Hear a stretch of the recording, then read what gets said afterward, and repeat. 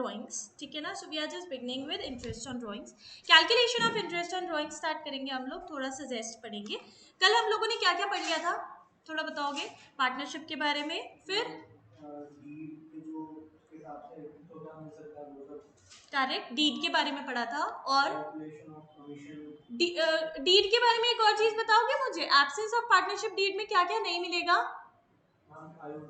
IoT, IOC और salary, तीनों चीजें नहीं मिलेगी. ओके, लेकिन क्या मिलेगा फिर. IOL is interest on loan at the rate of 6% per annum. Okay, next.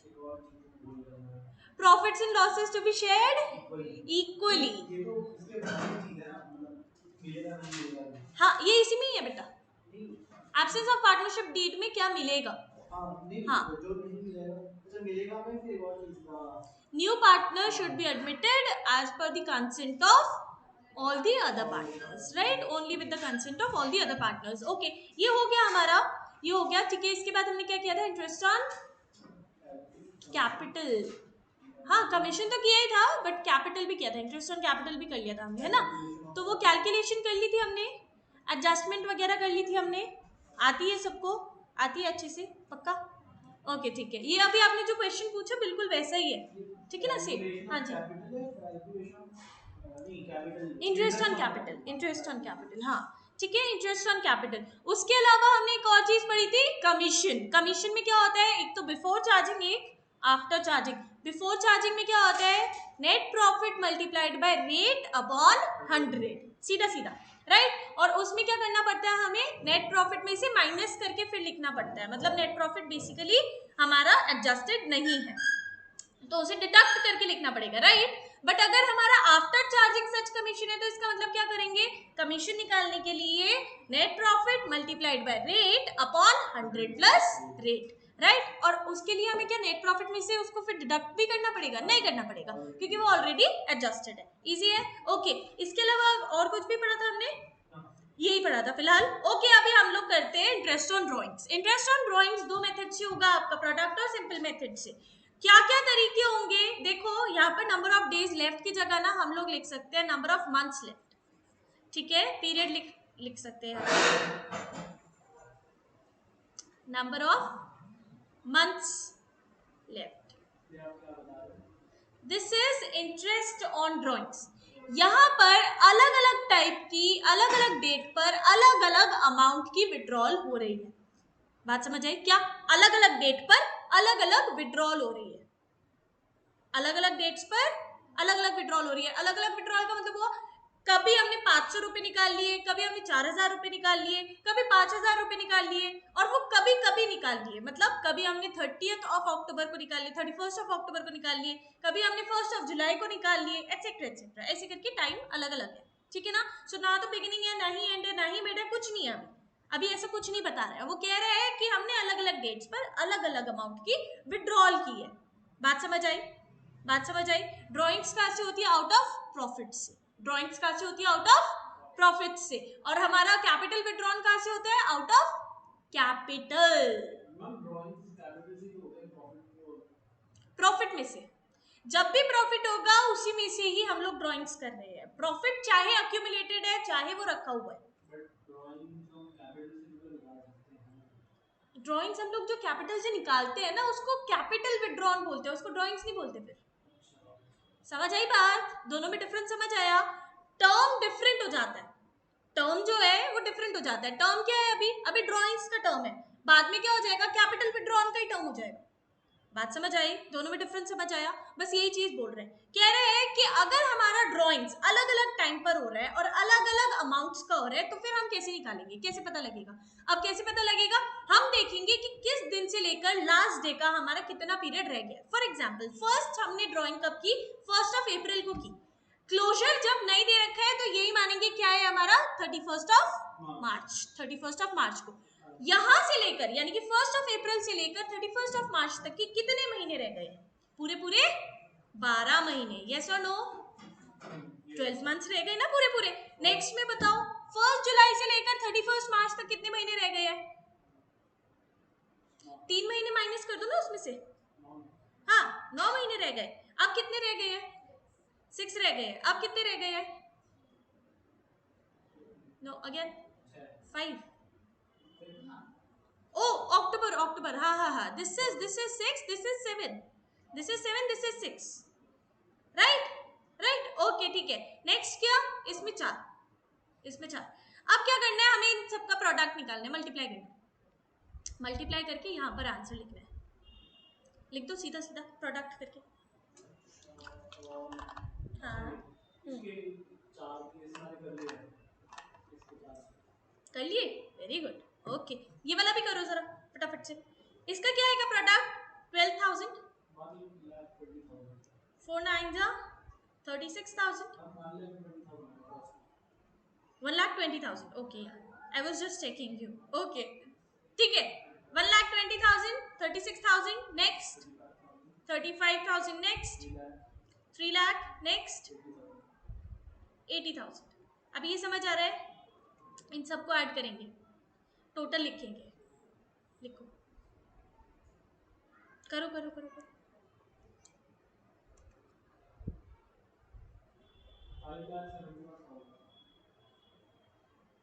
हाँ, how much?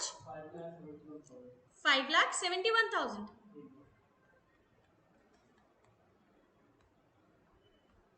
Okay now you got it, अभी समझ आया? इसको कॉपी करो जरा, इसका फॉर्मूला बताते हो आगे फटाफट।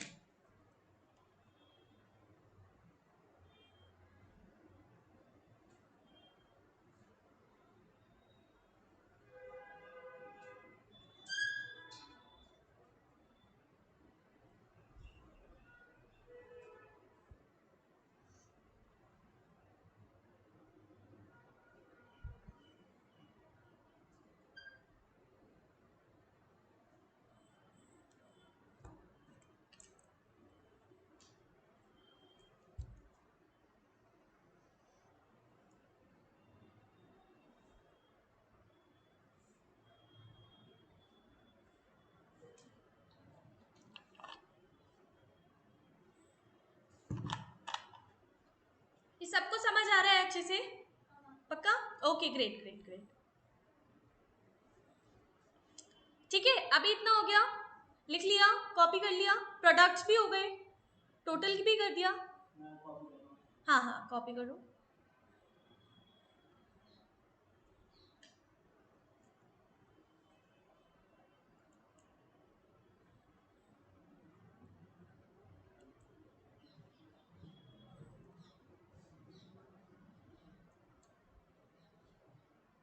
Okay, so you need to be very quick in your writing.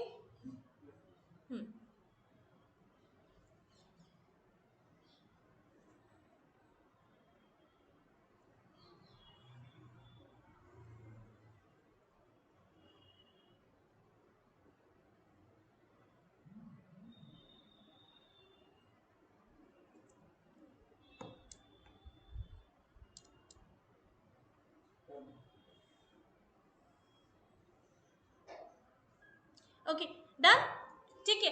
Interest on December कैसे होगा आपका? Interest on December will be calculated as total product, जो अभी हमने निकाला, टोटल ऑफ प्रोडक्ट इज 5,71,000। यहाँ पर आपका टाइम क्या कैलकुलेट होगा? देखो इंटरेस्ट कैसे कैलकुलेट करते हैं, P into R into T upon 100, वही चीज हो गया। तो यहाँ पर आर यहाँ पर लिख देते हैं, टी यहाँ पर लिख देते हैं, टी इंटू आर, ठीक है। टाइम क्या लेंगे?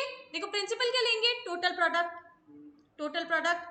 टाइम क्या लेंगे? 1/12, 1/12 मतलब 1 महीने के हिसाब से निकाल रहे हैं। बात समझ आई नहीं आई? इंटरेस्ट टोटल कितना हुआ, क्योंकि हमने सारा भी मंथ्स वगैरह सब कुछ कैलकुलेट ऑलरेडी कर दिया है। समझ आया नहीं आया? समझ आया।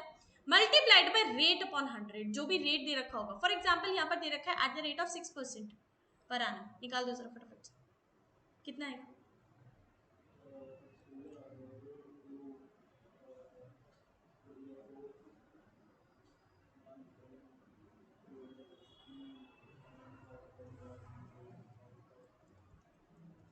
हाँ जी, calculate calculate, don't tell me, Sheel tell मी। हाँ डू इट योरसेल्फ, ठीक है, अपना अपना बताओ और फिर मुझे बताना कितना है।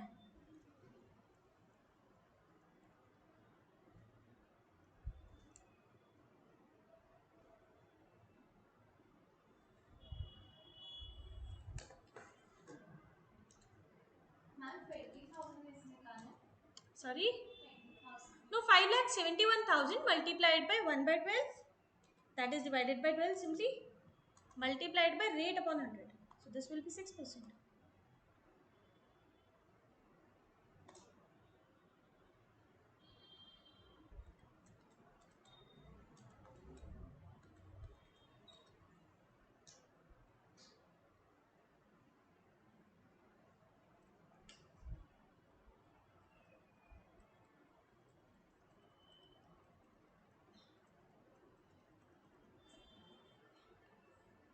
How much is your answer? Rupees 2855, right? 2855 आया, आ गया? ओके ठीक है, correct. Okay, 2855 is the correct answer. ठीक है, अब हम आ जाते हैं जब सारी भी अमाउंट ऑफ ड्राइंग सिमिलर है और सिमिलर टाइम पीरियड पर निकाली जा रही है. मतलब क्या हुआ? 5,000 रुपए निकल रहे हैं, 5,000 रुपए निकल रहे हैं, हर महीने 5,000 निकल रहे हैं. ऐसा नहीं है एक महीने 5,000, दूसरे महीने 10,000, उसके अगले 12,000, ऐसा कुछ नहीं है. समझ आया? हर महीने कितने निकल रहे हैं? 5,000 ही निकल रहे हैं. हर महीने 5,000 ही विड्रॉ हो रहे हैं. लेकिन कब हो रहे हैं? ऐसा जरूरी भी नहीं है कि 1 तारीख को हो रहे हैं, ऐसा जरूरी भी नहीं है 15 तारीख को हो रहे हैं, लेकिन कब हो रहे हैं? फॉर एग्जाम्पल, कई बार क्वेश्चन देता है beginning of each month. Beginning of each month का मतलब क्या हुआ? हर महीने की फर्स्ट तारीख को, हर महीने की फर्स्ट तारीख को. मिड ऑफ ईच मंथ का मतलब क्या हुआ? हर महीने के 15 तारीख को. और लास्ट ऑफ ईच मंथ का मतलब क्या हुआ?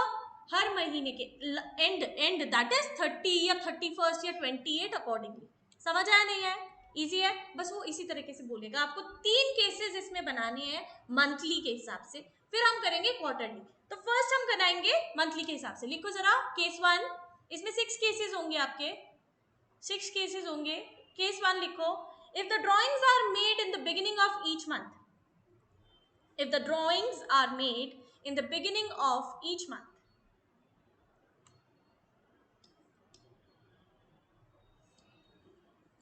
इसमें भी वही फॉर्मूला लगेगा क्या? P into R into T upon 100, right?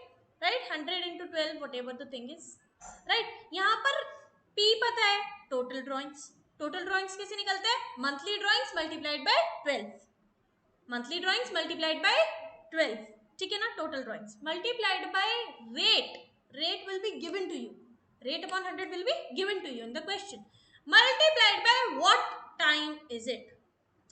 T निकालना है सिंपली, क्योंकि अपॉन 12 तो हमें पता ही है. बात समझ आई नहीं है? टी निकालना है. अब टी कैसे निकालेंगे? बिगिनिंग ऑफ ईच मंथ का मतलब क्या हुआ? हर महीने की पहली तारीख, हर महीने की पहली तारीख, जिस दिन मीठा खाते हैं. समझ आया? देखा है कभी वो ऐड? मीठा है खाना आज पहली तारीख है. नहीं देखा? डेयरी मिल्क का नहीं देखा? अरे अगर वो नहीं देखा तो क्या देखा फिर तुमने? चलो अभी दिखाते हैं तुम्हें. ठीक है ना? तो क्या है? T is basically first day of each month. First day of each month का मतलब क्या हुआ? अब इस तरीके से हमारा फॉर्मूला बनेगा. क्या? Time left after first drawing plus time left after last drawing whole upon 2. खत्म बात. Time left after first drawing कैसे निकलेगा? इधर देखो. Time left after first drawing, सबसे पहले ड्रॉइंग कब की होगी? 1 अप्रैल को. नेक्स्ट ड्रॉइंग कब हुई होगी? 1 मई, राइट? इसी के हिसाब से चलती गई होगी. लास्ट ड्रॉइंग कब की होगी? 1 मार्च को. बात समझ आ रही नहीं आ रही? बात समझ आ रही? अब वो बोल रहा है, हाँ जी अभी बता रही हूँ. What is the time left after first drawing? 12 months. Months के हिसाब से देखेंगे. How much time is left after first drawing? 12 months. Plus करेंगे time left after last drawing. 1 मार्च के बाद कितना महीना रह गया? 1 महीना रहता है, नहीं रहता है? पूरा पूरा. तो this is 1 month. Whole upon what? 2. This will be 13 by 2. 13 by 2. This will become 6.5. बात समझ आई? बात समझ आई? अच्छे से लिख लो. This is the formula. क्या? Time left after first drawing. Please write it down. Plus time left after last drawing. Write it down. Write it down.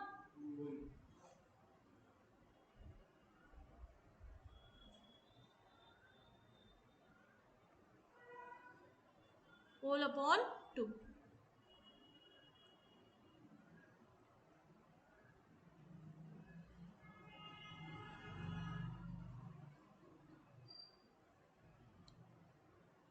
लिखा लिखा, ओके ग्रेट। अब एक काम करो, इसको जरा 6.5 तो आपने ये बिगिनिंग के लिए निकाल दिया, बिगिनिंग ऑफ ईच मंथ के लिए निकाल दिया, ठीक है, ये निकाल दो पहले तो, बिगिनिंग ऑफ ईच मंथ लिख लो। बिगिनिंग ऑफ ईच मंथ कैसे निकलेगा, 12 + 1 अपॉन 2, राइट। और ये टाइमलाइन भी बना सकते हो आप। टाइमलाइन कैसे बनेगी, 1 अप्रैल को फर्स्ट आपने वो किया विड्रॉल, एंड देन 31 मार्च से पहले पहले किया आपने, 31 मार्च से पहले पहले किया 1 मार्च को। बात समझ आई, बात समझ आई। इसके बाद कितना टाइम रह गया, 12 मंथ्स। इसके बाद कितना टाइम रह गया, 1 month. So 12 + 1 divided by 2। Easy, करो इसको, टाइमलाइन भी बना लेना चाहे तो करो इसको। कर दिया, वेरी गुड। फॉर्मूला भी लिख लो।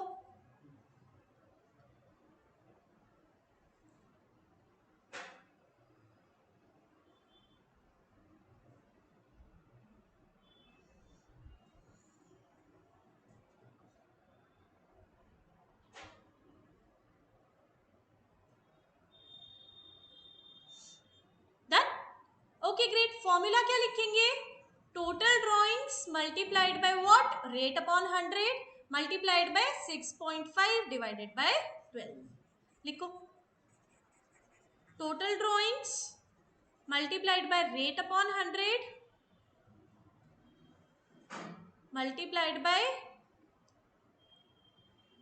multiplied by 6.5 divided by 12. This is for case 1. अब मुझे आप केस 2 का बताओगे, when the drawings are made in the mid of each month, middle of each month, ठीक है। अब केस 2 लिखो, if the drawings are made in the mid of each month, लिखो 11.5 + 5, correct.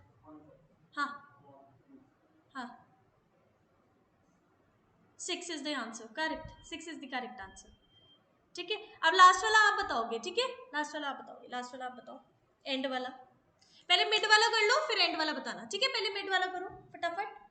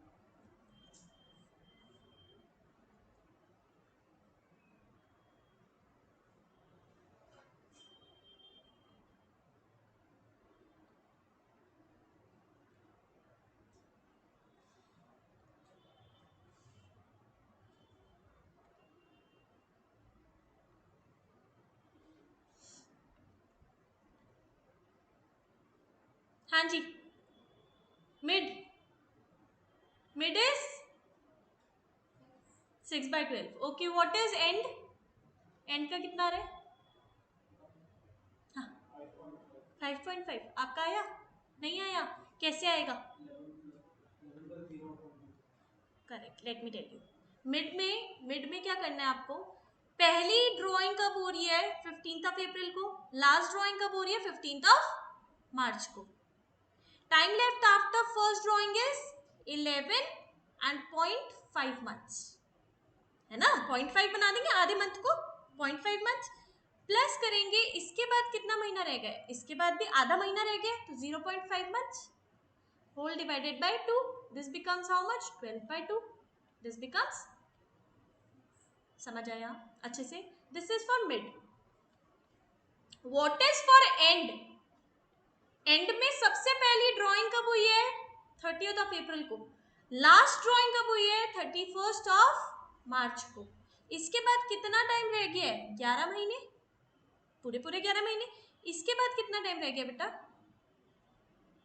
0, so 11 plus 0 upon 2 is 11 upon 2, this becomes 5.5, अभी समझ आया अच्छे से, ठीक है, लिख लो, लिखो फटाफट, ये मंथ की बात हुई है, ठीक है।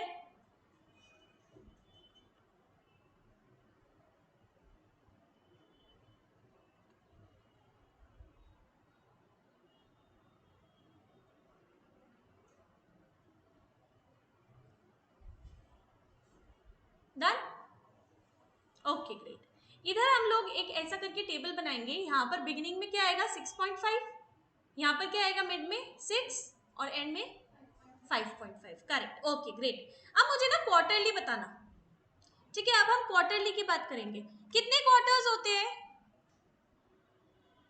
4 क्वार्टर्स होते हैं, कितने मंथ्स का एक क्वार्टर होता है, 3 मंथ्स का एक क्वार्टर होता है, लिख लो, 3 months is equals to 1 quarter,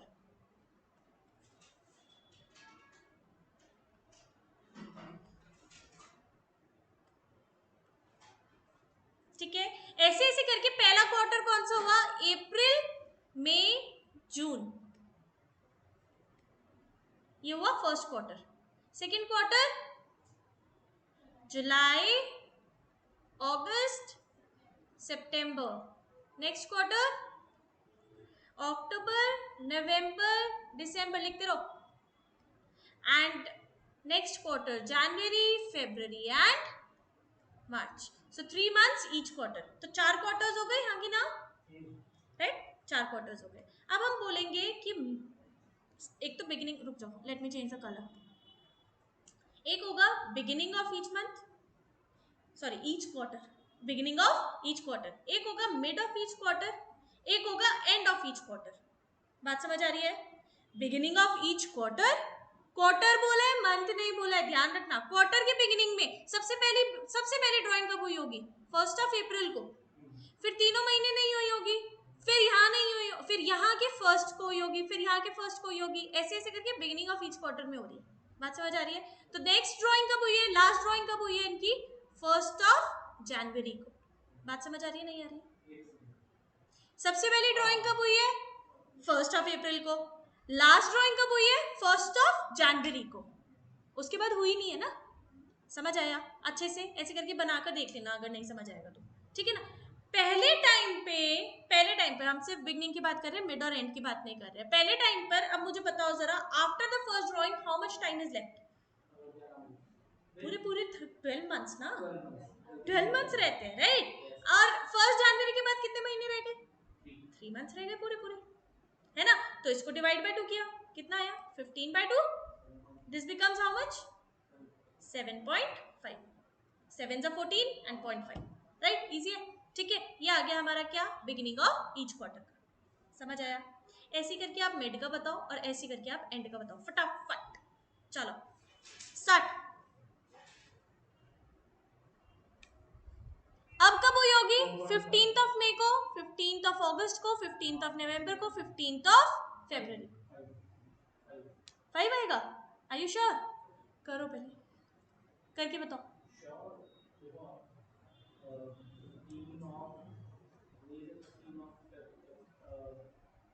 5 तक क्यों गिनोगे बेटा, 31 मार्च तक ही गिनोगे ना पूरा, first drawing, time left after first drawing, what is the time left after first drawing, are you sure 11.5, it is not 11.5. Count again. अप्रैल और मई को हटा दो 12 में से, कितने बचे? 12 minus 2 is 10. 10 plus 0.5 is 10.5. And last में कितना बचा? 1.5. कितना बचा इधर देखो, 10.5 मंथ्स प्लस लास्ट में कितना बचा है? ये एक पूरा पूरा महीना बचा है और इसका 0.5 महीना बचा है, तो 1.5 बचा है कि नहीं बचा है? समझ आया? आया ना? पक्का ना? पक्का समझ आया ना? पक्का ना? हाँ, तो divided by 2 this becomes 12.2. This becomes 6. अभी समझ आया है ना? बस चलो.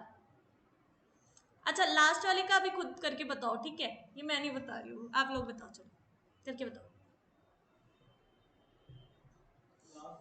खुद ही लिख लेना उस पे, दूसरे पेन से जाए तो. हाँ श्योर.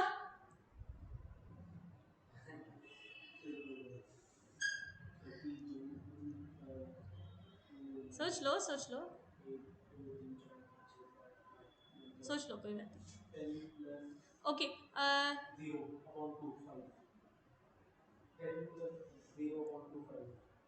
You calculate. हाँ 5 आएगा. Are you sure? 5 ही आएगा. चलो अब कैलकुलेट करके बताओ. चलो 5 आएगा. अच्छा, ये तुक्के चल रहे हैं. वाह वाह वाह, ऐसे तुक्के में करोगे?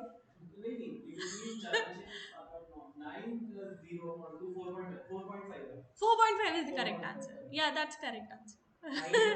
9 बचेगा, correct. So this becomes 9 plus 0 upon 2, no? This becomes 9 upon 2. Now it becomes 4.5. So this is the correct answer. ठीक है, ऐसे तुक्के थोड़ी ना मारने. But हाँ, it's good that you are doing it. I'm glad. Good. ठीक है, so this becomes your answer.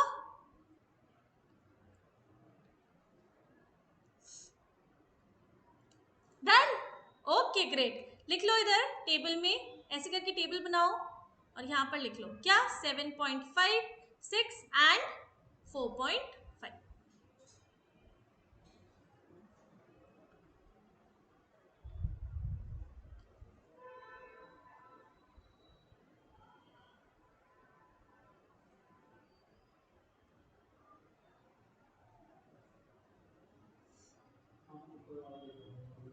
ऊपर वाला क्या?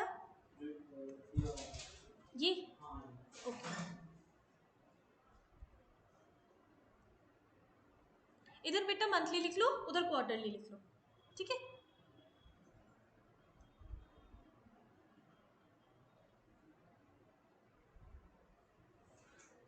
थोड़ा छेती छेती करो, इसको खत्म करो. फिर आज हम कुछ एक इंटरेस्टिंग सा टॉपिक करेंगे, आपका profit and loss appropriation account करेंगे, ठीक है? इसके बाद नहीं, और कोई केसेस नहीं आएंगे आपके, ठीक है?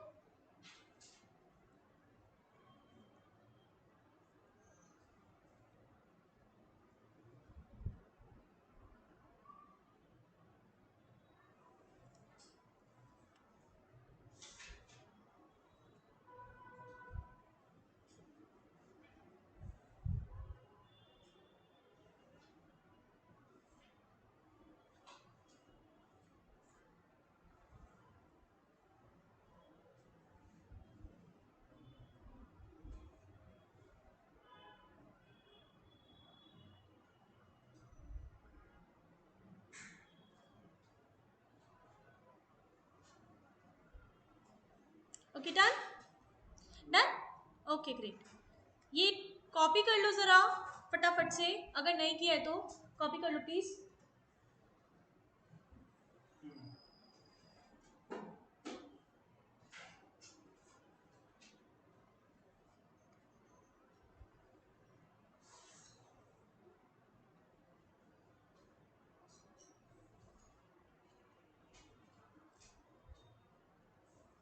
घर जाकर इन सब की प्रैक्टिस दोबारा करोगे आप लोग, ठीक है ना? एंड कुछ क्वेश्चंस अब हम लोग करते हैं किसके? प्रॉफिट एंड लॉस अप्रोप्रिएशन के, ठीक है? चलो ओके, आप लोग चाहे तो अपनी बुक्स भी निकाल सकते हो. If you have got your own books, you can take out your own books.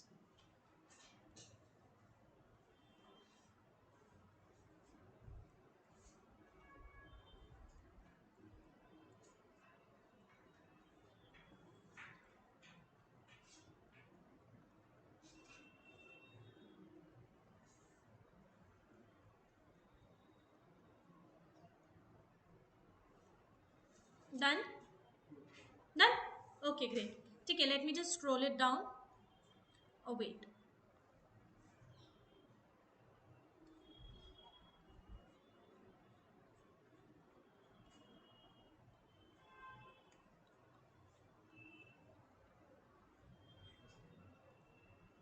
ठीक है, अब आपका बनाएंगे हम लोग profit and loss appropriation account.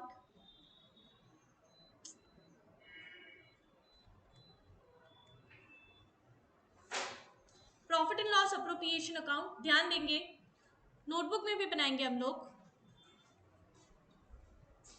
वैसे ये बुक में बना हुआ है, तो अगर आप लोगों को नोटबुक में नहीं भी बनाना है तो वहां से भी समझ सकते हो, ठीक है ना। बट खुद से लिखा हुआ ज्यादा अच्छे से समझ आता है, मैं सिर्फ इसलिए लिख पा रही हूँ, ठीक है। Okay, debit credit both side, एक साइड पर पर्टिकुलर्स अमाउंट। इतने होशियार आप लोग खुद हो, मुझे पता है, लेजर्स वगैरह सीख कर आ रखे हो 12th में, है ना, ठीक है, एज्यूम कर सकते हो ना। हाँ हाँ, ठीक है, ओके ग्रेट। नेक्स्ट इधर देखते हैं, देखो सबसे पहले हमें पता है कि प्रॉफिट एंड लॉस अकाउंट में हमारा या तो नेट लॉस निकलता है या तो नेट प्रॉफिट निकलता है, हाँ कि ना, पता है। नेट लॉस निकल रहा है तब तो ये बनाने की जरूरत ही नहीं है, क्यों, क्योंकि इसका पर्पस ही क्या है कि ये डिस्ट्रीब्यूशन ऑफ प्रॉफिट्स के लिए बन रहा है। किसके लिए बन रहा है, डिस्ट्रीब्यूशन ऑफ प्रॉफिट्स के लिए। क्या मैंने कल ये लिखवाया था कि it is charge against profits and appropriation out of profits, difference लिखवाया था दोनों के बीच में, लिखवाया था, ओके। वही चीज ध्यान में देकर चलना कि this is appropriation out of profits, not charge against profits.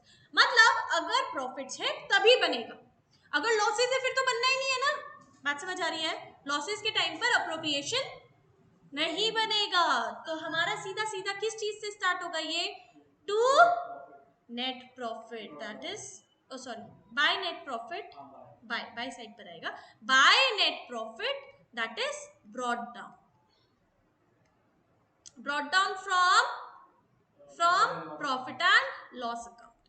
बात समझ आ रही है, ये वही वाला है, ठीक है, वो वाला नेट प्रॉफिट आ जाएगा यहाँ पर। अब आएंगे यहाँ पर सारे भी इनकम्स, यहाँ पर सारे भी इनकम्स कैसे कैसे यहाँ पर देखेंगे हम लोग। सबसे पहले to interest on capital,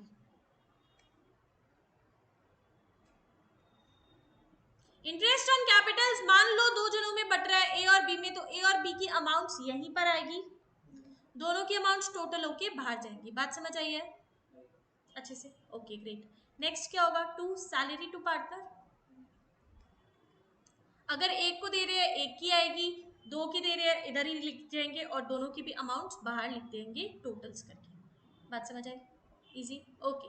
next क्या होगा, टू एनी कमीशन और रेम्यूनरेशन, कोई भी अगर आ रहा है तो वो भी यहाँ पर आ जाएगा, इजी है, ओके। इसी के अलावा अगर कोई इंटरेस्ट ऑन ड्राइंग्स है तो वो भी यहीं पर ही आएगा। बात समझ आ रही है नहीं आ रही है, to sorry, by interest on drawings, किस किस के हैं, अगर दोनों के ए और बी के तो वो भी यहीं पर ही लिखा जाएगा, गलत जगह लिख रहे हैं हम, यहाँ पर लिखा जाएगा, और दोनों के टोटल करके बाहर, ठीक है, फिर वो ऊपर वाले में नहीं आएंगे। Is it clear, is it clear, ऐसे करके बनेगा। नेक्स्ट, इसी के अलावा कोई भी बोनस है तो वो भी चला जाएगा, कोई भी रिजर्व है तो वो भी चला जाएगा, ठीक है, हाँ जी। और सीधा सीधा लास्ट में जो भी आंसर आएगा वो क्या होगा, प्रॉफिट, और वो कहाँ ट्रांसफर हो जाएगा, transfer to capital accounts, transfer to capital accounts of partners, जो कि बैलेंस शीट में होगा, करेक्ट। अभी लेकिन हम लोग कैपिटल अकाउंट्स भी बनाएंगे बेटा, दोनों के, ठीक है, बैलेंस शीट बनाएंगे, हाँ बैलेंस शीट बनानी, बैलेंस शीट बनती है, क्यों नहीं बनती है, बैलेंस शीट बिल्कुल बनती है, बैलेंस शीट ही तो मेन है इसमें, हर किसी चीज में बैलेंस शीट मेन होती है बेटा, आपको कहीं पर भी जाना है आपको बैलेंस शीट बतानी पड़ेगी, बनानी पड़ेगी, ठीक है। Balance sheet is the main क्या बोलते हैं, एपेक्स पॉइंट कहते हैं जिसको, सबसे ज्यादा इंपॉर्टेंट पॉइंट कहते हैं, वही चीज है बस, हमारे अकाउंट्स का सबसे ज्यादा इंपॉर्टेंट पॉइंट वही है। तो पूरे एसेट साइड में तो कुछ जाएगा ही, क्यों नहीं जाएगा, एसेट्स जो उनके होंगे वो जाएंगे, कुछ तो नहीं है यहाँ वाले नहीं है, ये तो profit and loss appropriation account बन रहा है, ये एसेट्स थोड़े ना बन रहा है, ये एसेट्स थोड़े ना है, एसेट्स तो अलग होंगे ना, जो पहले से वो लेकर आ रखे होंगे, जो पुराने वाले होंगे उनके पास में एसेट्स, हो सकता है वही वाले ट्रांसफर कर रहे हो। Assets profit and loss appropriation में थोड़े ना आते हैं, प्रॉफिट एंड लॉस अकाउंट में भी नहीं आते। बात समझ आ रही है? वो तो सीधा सीधा बैलेंस शीट में जाते हैं, तो यहाँ पर नहीं लेकर जाने किसी भी एसेट को, यहाँ पर कोई लायबिलिटी भी नहीं आएगी एक्चुअली, ठीक है, ऐसा कुछ नहीं आएगा। बस यहाँ पर आपका profit and loss that is the nominal account का अप्रोप्रिएशन वाले आइटम्स जाएंगे। अप्रोप्रिएशन का मतलब क्या हुआ? डिस्ट्रीब्यूशन वाले आइटम्स। बात समझ आ रही है? अच्छे से लिखो जरा, इसको कॉपी करो।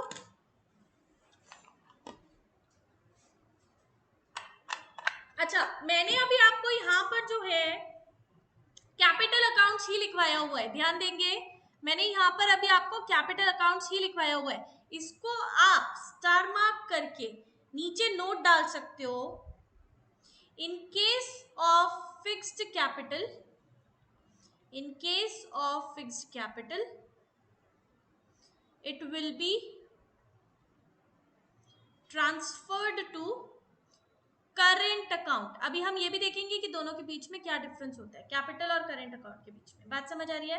फिक्स्ड और फ्लक्चुएटिंग कैपिटल, दो टाइप की कैपिटल्स होती है, वो भी देखेंगे, ठीक है। अभी यहाँ पर ऐसे ही कर लो डायरेक्टली, इसको कॉपी करो और फिर मुझे बताओ अगर कोई प्रॉब्लम आ रही है तो।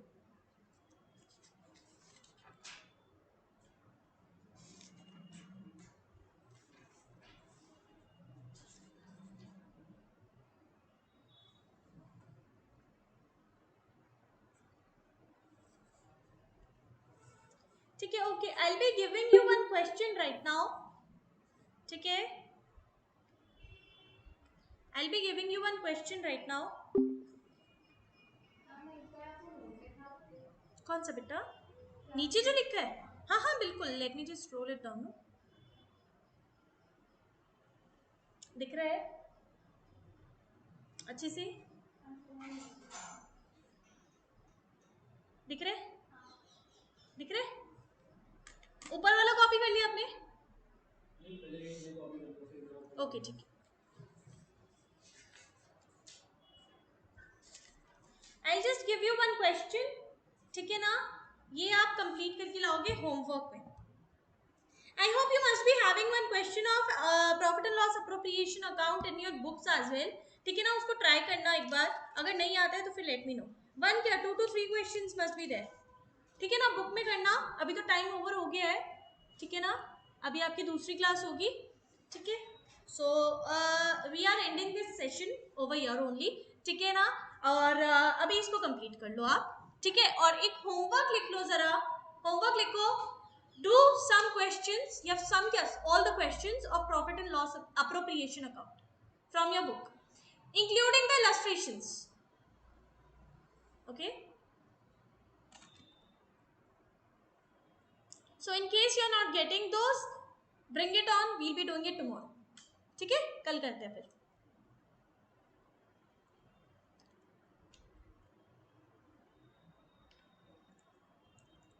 Done, okay then, thank you so much. ये कंप्लीट कर लिया आपने? लिखो लिखो लिखो लिखो लिखो, लिख लो, इसको कॉपी कर लो। Okay then, thank you so much. It was really wonderful teaching you all today. I really hope you like the session. Did you? Yes, ma'am. Yeah, okay then. Thank you so much and stay healthy, stay fit. Happy learning. Bye-bye.